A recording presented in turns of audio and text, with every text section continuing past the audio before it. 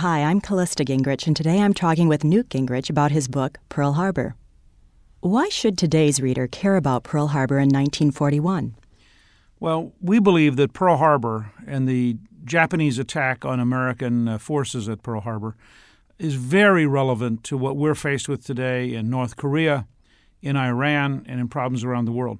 Because Pearl Harbor teaches us that, first of all, intelligence can fail.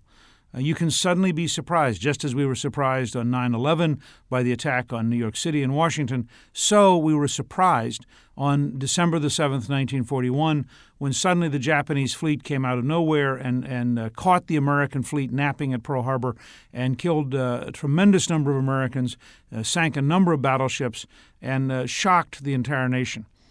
Second, we think that Pearl Harbor is a very vivid reminder that you may be dealing with a culture you don't understand. It's very clear looking back that the Americans and the British really misunderstood the Japanese, and the Japanese really misunderstood the Americans and the British. Well, today, when we look at Iran or at North Korea, there's a very real possibility that we just are clearly miscommunicating. We're saying one thing, they're hearing another. They're saying one thing, we're hearing another. So we want to drive home with Pearl Harbor the very great importance of reaching across cultures and trying to truly understand your opponent and trying to truly understand what they're trying to do. Third, we believe that Pearl Harbor is a great test case of looking at the power of modern technology. The fact is that the Japanese had developed refueling at sea so that they could come all the way across the North Pacific to surprise us in Hawaii.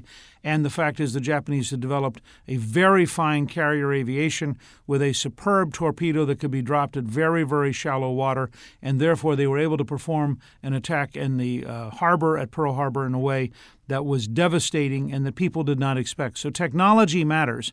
And when you look at the rise of modern missiles, the rise of modern nuclear weapons, the rise of modern biological weapons, we have to be reminded again and again that technology matters, not understanding your opponent can matter, and there can be a level of surprise which requires you to have a national security system and a homeland security system that would still be capable of surviving and winning after you were surprised. So we think there's a lot to learn at Pearl Harbor.